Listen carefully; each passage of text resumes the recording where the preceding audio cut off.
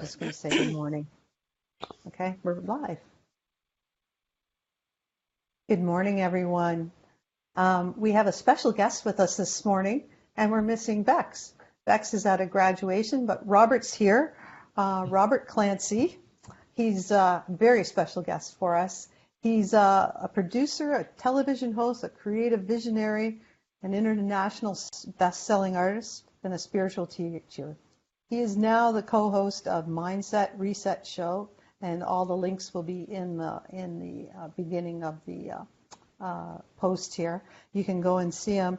And I'd really like Robert to introduce himself. But first, I'd like you all to share this out and like it up and share it out. And the most shares this week will get a special reading with Teresa. Teresa has her new cards, and she wants to give out a special reading. So, Robert, welcome to Spirit Sessions, episode 24. Just sharing out right now. Yeah, everybody take a minute and share out. I'm going to share out too. I broke my phone, so now I have to try and figure out how to share it out on these other instruments that I have. So this morning, guys, we're all up and going and all right, looking shared. good. So, yeah. So Teresa's sharing out. Everybody's sharing out. That's really great. Robert, can you tell us a bit? I know you do all these things, and you were telling me how it seems like you have a really big resume of all the things you're able to do and how gifted you are. Can you tell us where it all started? Because that's a really interesting story you were telling us, how it all started. Well, I think I've always, my whole life path is about love, and I know that for sure. That's really everything that we are, everything we're ever meant to be.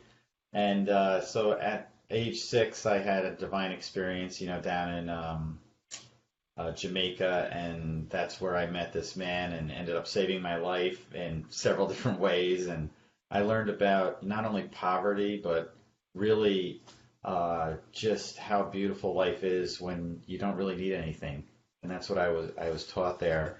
And then at age 19, I hit rock bottom. I'm a straight A student up to this point. I had 100 in a logic exam. I'm the most logical person you're going to meet. I'm a science person. And then had several friends who committed suicide. I lost a couple others to serious car accidents. And then my mother was having a nervous breakdown, and all these things were happening. And then I just, stopped caring about myself. And then luckily somebody recognized that I was struggling, and they gave me this booklet on how to meditate. And the only thing I can say is the first time I meditated, an angel manifested in front of me. And it was there what seemed like an hour. And I didn't tell anyone for 30 years. I kept this a secret. I just had this knowledge, and I was touched in the forehead by the angel. And I know I was healed, but also I was given an opening, like the mind's eye. And I remember when it happened, like I went after I'm reading the booklet, I'm like, it doesn't talk about it talks about the mind's eye, but an angel coming in. That wasn't in the manual. I got to look at this beautiful, beautiful angel for what seemed like, time seemed to have stopped, but it was there for an hour. So I know I wasn't hallucinating, because I don't think it would have lasted that long. And I was not asleep or something like that. Most people say, "Are you sure you weren't?" And I'm like, I think I know when I'm awake and when I'm not, and when something is physically happening to me. And there were physical changes, and so all these words come in. So I started posting them on Facebook in December 1st, 2012. Now there's like 700,000 people following the posts, and I can see this God's math on everything. That's just, and it's part of the Akashic record. When I speak the quotes, I see the rest of it. So this would be an example. When you're mired in the shadows of despair, know that there's always a higher light source behind any darkness. You just need to turn around to see it. And when I speak that quote or those words, I see a person in a cloak who is in a shadow with a light source. But from my perspective, I see the light shining on them, but they can't see the light. They only see the darkness that surrounds them. And what I got from the Akashic record, or from that side, or what I call God's math, is light creates the darkness. That's it. It's not the other way around. Like, it's not yin yang. It's not darkness creates light, light creates dark. And if you look at it mathematically, it makes sense too, because when you add light together, it gets brighter. When you add darkness together, nothing changes. The only thing that changes darkness is light, and it eliminates it. So there's a whole other, so the whole part, light is love, and light is the only other thing in the universe that also travels at the speed of love. So it's like reaches every corner of the universe instantly as soon as you share a loving thought or anything or a word or a gesture or kindness. So that's sort of my journey to get to this point. What I love about when you're telling that story, you go right back there and you're just about as excited. Like, you can see the joy on your face just lights you up. It's like you can relive that moment, like it's still with you. So I thought about it every day. And how many? So that's been 30 years ago. So plus years ago. So, and it's just like it's there. It's ingrained in you. It's now. Yeah. You said you see, but you also mostly you get downloads of words, right? Is that what? And yeah, if you go to visit your page, you can see some of the lovely words. Don't read too many because you're going to overdose on love, and I'm not responsible for what you do. Oh, yeah. I don't think that would be a bad thing. But I think I'm in for me, I'm almost like I'm in a permanent meditative state all the time. It's like I'm never not connected. Like last night, I went to sleep, as I'm going to sleep, I close my eyes and I can see the other side and I see light around me and entities, and there was something going on, but it's like all this, what would take, somebody probably 3 hours of meditation to get there. It's just I'm plugged in, but I don't think I'm ever unplugged. I just think it's always on, like 24/7. I'm just walking around in that connection. Right on. Right on. Quite. It would be quite the life to have. But with a great light comes great responsibilities, eh? So these are where your projects come in. These are where the jobs you have been given, or do they kind of tell you what you need to be doing, or do you get sort of the sense, or it just comes to you? It's just guided. I know that a lot of words that I write are around self-worth, around healing, around transcending grief. And they showed me grief is just a direct translation of how much love that you have. And when you understand that, when you have that grief, so transcending grief or releasing grief is not letting go of your loved one. It's creating room in your heart for the love that you have for them. And if you have this great grief, then your heart must be also that big. And you need to fill it with that love to share with others. And that's really when you go from the loss, the sorrow, the anger, the questioning, what if I did this person might still be here if I had done that, or what if this choice, or what if they weren't doing that, or didn't get in the car that day, and you get through all of that stuff, what's left is love. And it was always there because it's not left, it's what was always at the foundation of that to begin with. And when you can then start sharing the memories, they're right there. And most people experience, they say, sorry for your loss. We all say that. It's just, I even catch myself saying it when somebody passes away. And I started thinking about it. I'm like, they're not lost. We are. We're lost in our grief or our sorrow. They're found. They're with all. They're only in love in that space. And that's all they're going to share. So when both my parents crossed over, 18-year-old niece, my best friend since second grade last January, my other friend's sister, I look at it this way. I have some of the greatest cheerleaders in my life around me all the time, just right there. And they're opening doors and windows and letting that light in anywhere that I want it. And I know that. I feel them around me. Yeah, spirit bumps, as we call it. I'm sure from that. I do understand what you're saying because I feel that too. I never am. I feel the other people's being so sad because they're going to miss those people presence. Hmm. But at the same time, I always think it's like graduation day for most people. And, Yeah. I've lost both my And they say, parents well, I too. can't talk to them. Yes, you can. Well, they don't talk back. You're not listening. Yeah, you hear them all I the can't see time. them. They leave signs for you. You're not paying attention because they do. And so here's the case. Like my niece passed away 4 years ago. So I'm out in Detroit because I'm going on the Dr. Nandy show, and my topic is dealing with death, which is not an easy topic on national television to go on and talk about. No. So I ended up at Motown because we're in Detroit. So I'm in Motown, and then they take us on a tour, and we're actually in the space where they recorded all the songs, right in the sound studio. And I look down and there's sheet music on the stand, and it's My Girl. Oh, They have us the sing it. Temptations. Yeah, Yes, they have us sing that song. Well, it that's was my at that song. moment that I realized it was 4 years to the day that my niece passed away, and that was one of her favorite songs, and it's on her funeral video.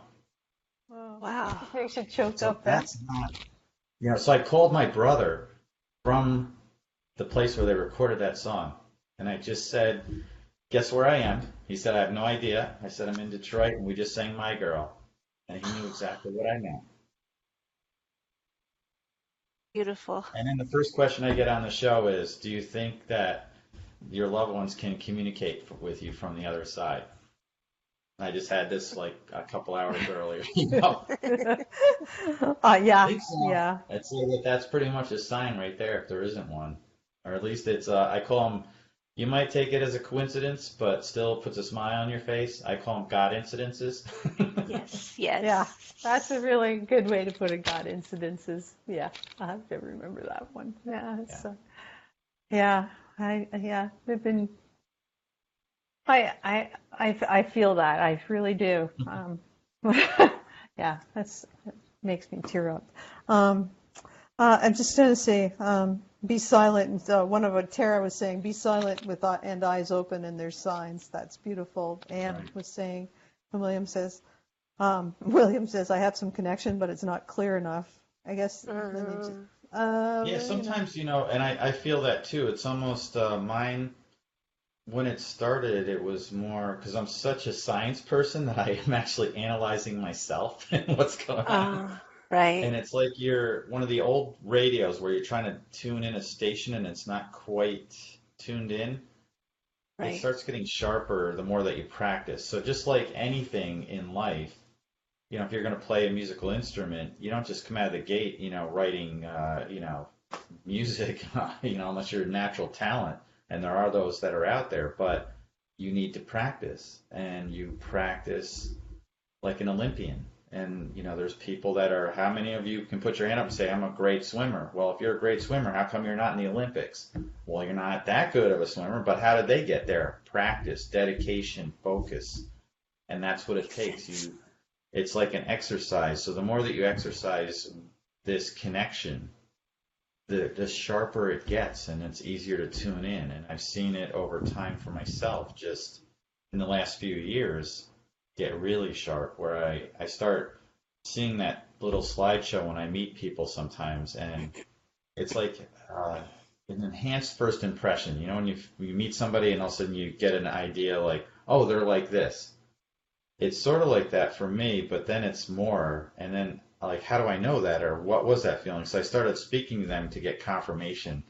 People I didn't even know, and I'd walk up to them and say, so you have a daughter, and she needs to get a phone call from you, and that she's ready to talk or something. And the woman's like, how did you know that? Like, A, how did you know I had a daughter? And B, how did you know we weren't talking?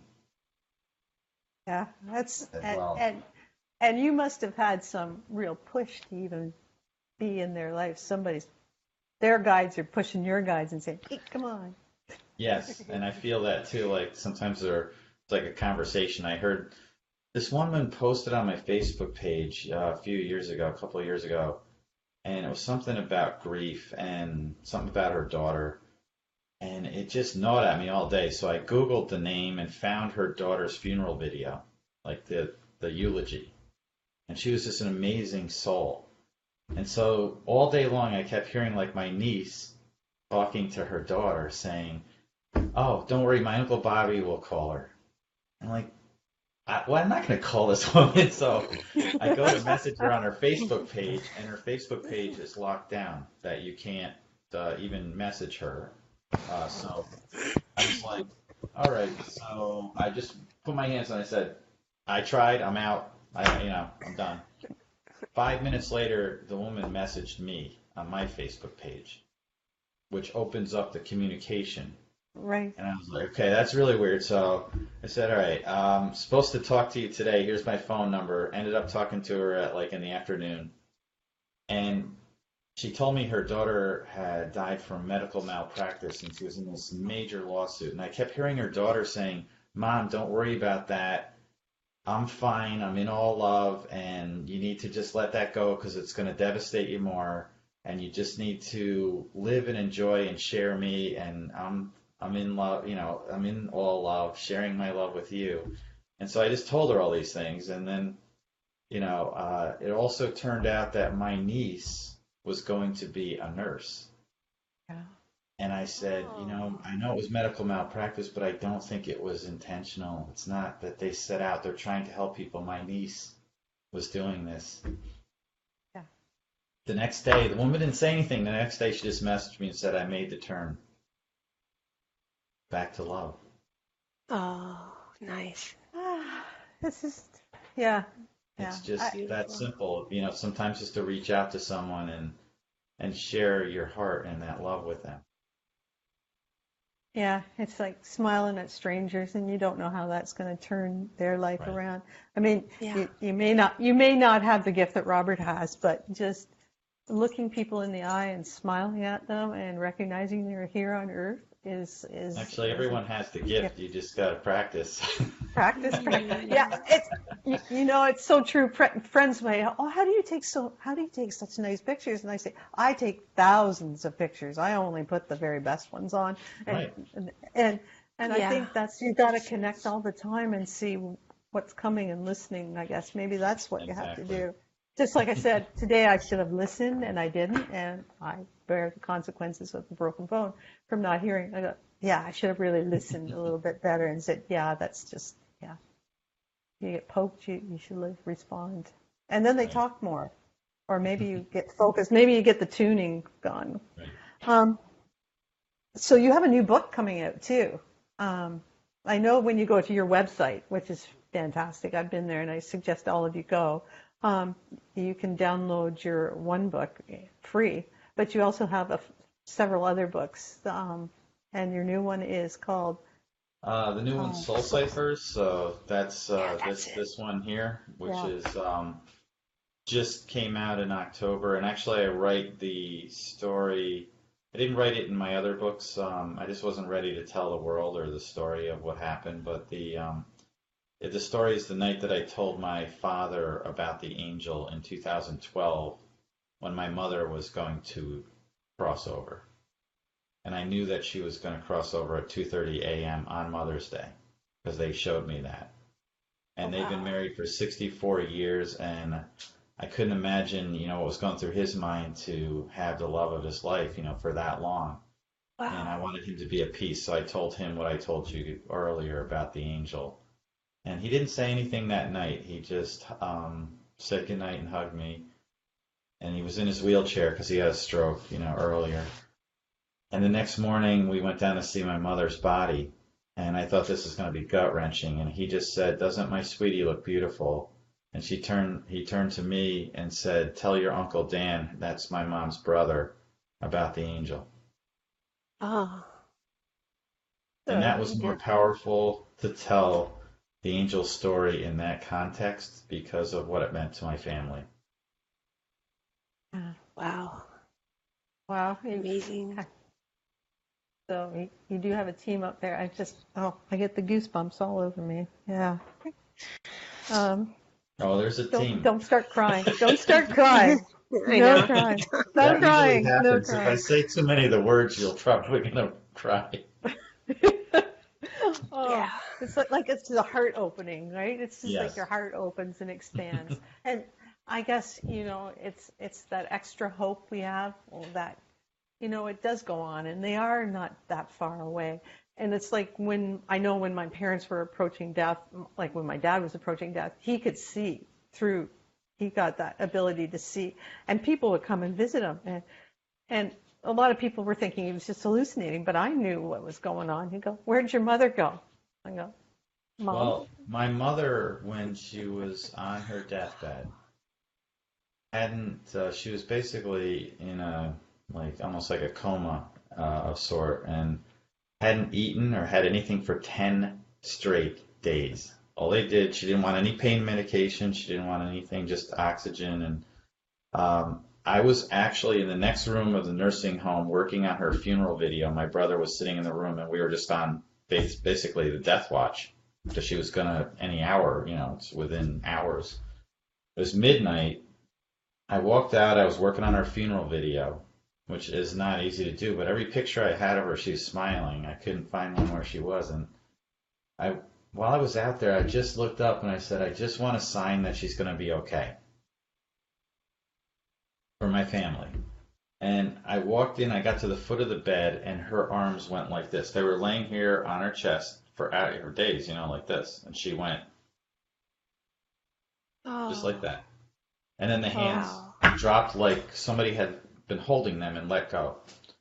And my brother looked at me and he said, "Oh my God, like, what was that? What the hell was that?" And I said, "Don't say hell because they're here," because I closed my eyes and I could see the light all around her. And then I got an overwhelming thought. It was just, you need to go home. This is his moment with her. And so I looked at him and I said, "She's going to pass around 2:30. Call me when she goes. I'm going home." And he looked at me puzzled. He said, What do you mean you're leaving?" And I said, I have to go. I'm going to go home. And you're going to be with her. And at 2:30 he called and said she just passed away. But he was right next to her face, and her hands lifted up one more time. And then he said, "That was the greatest gift you've ever given me."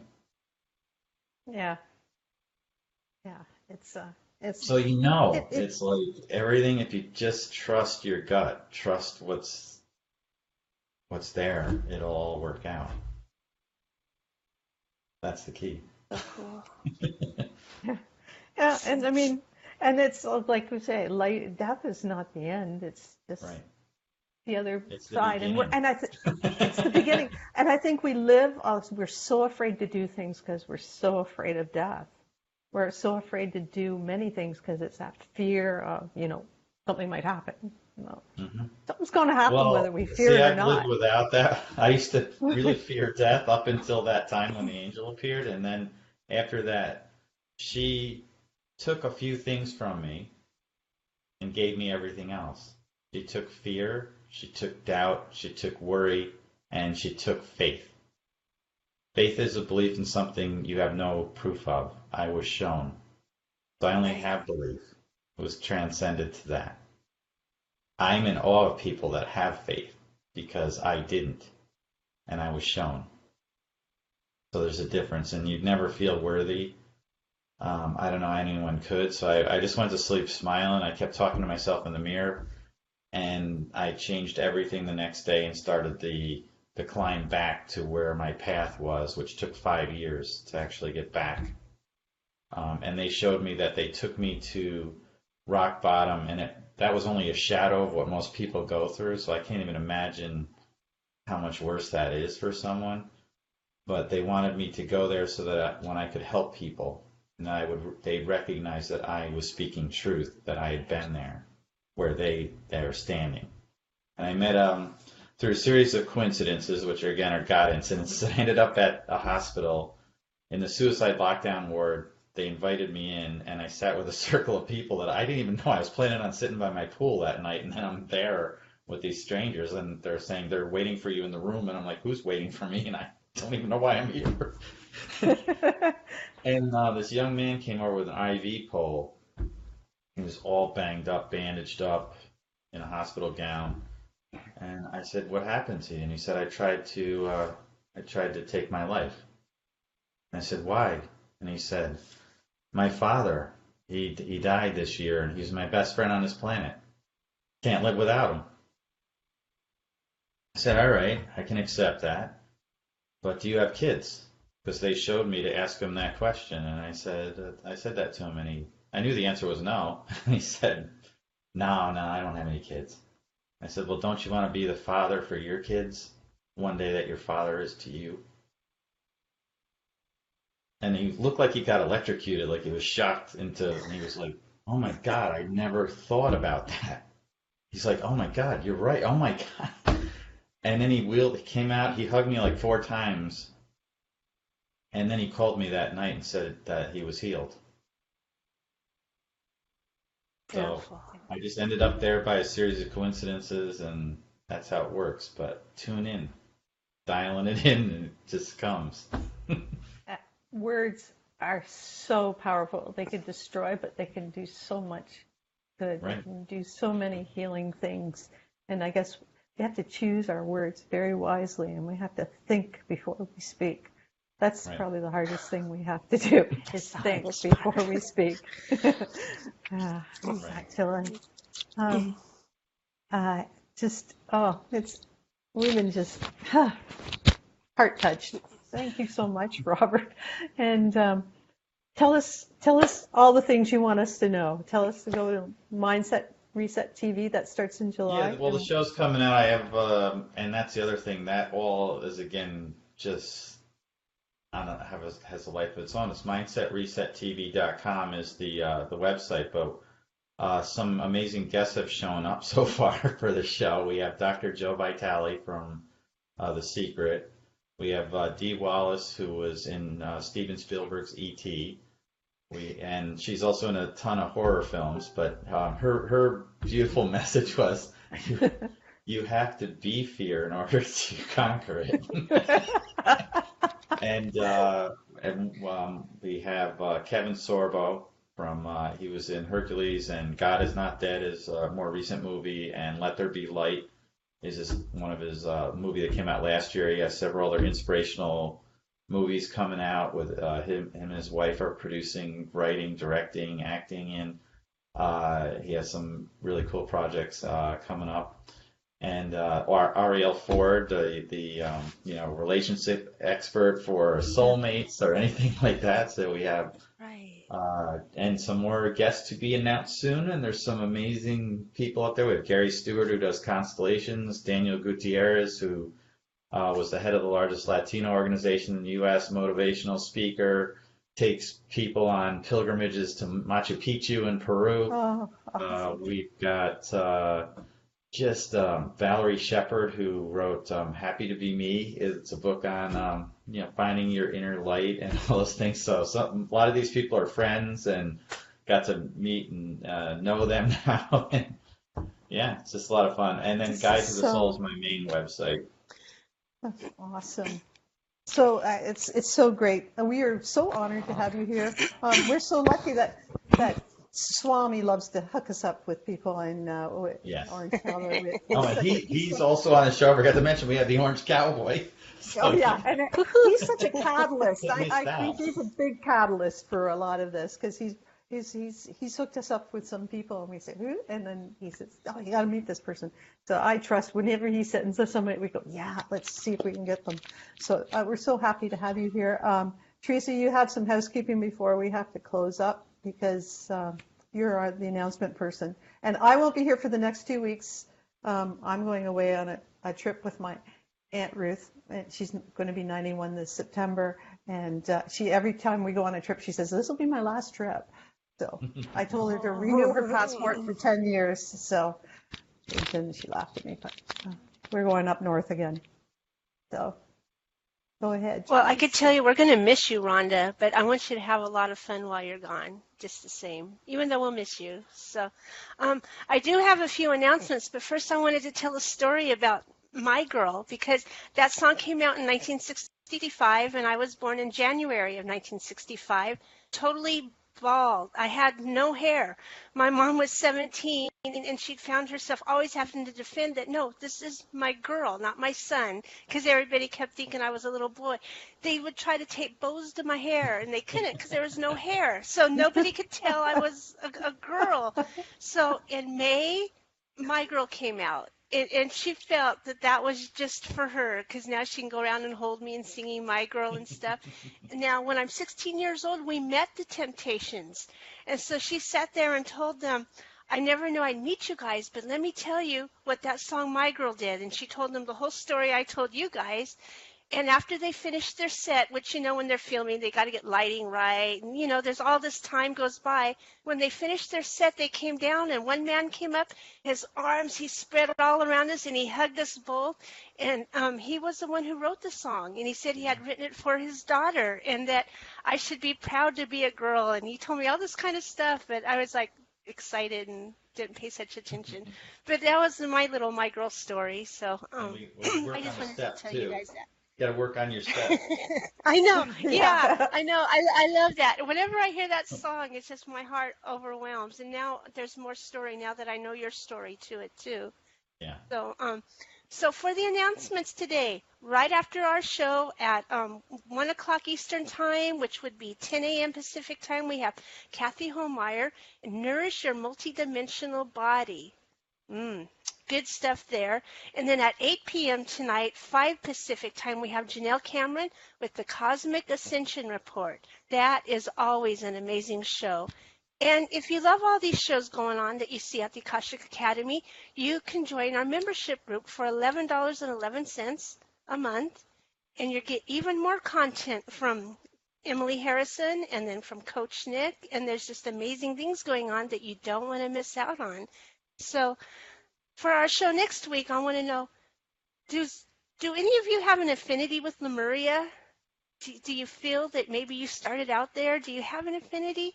Next week, we're going to have Dr. Amber Wolf, who's also known as Meliha, the priestess of Lemuria. And so come back next week when we don't have Rhonda.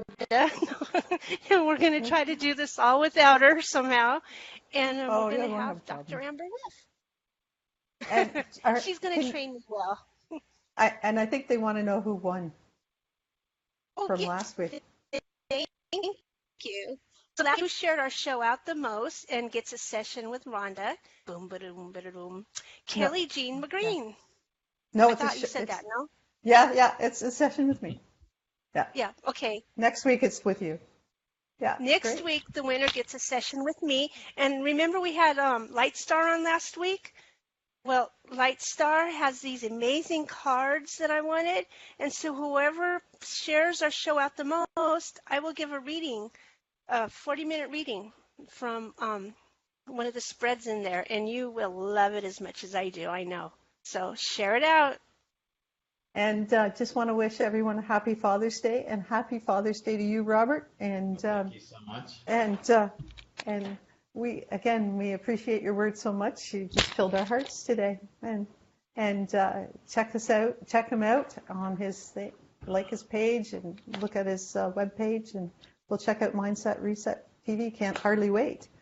So, yes, that'd be amazing. Thanks again. Yep, thank you. Goodbye. Blessings, everyone, for a good week, and Namaste. see you in a while. Thanks.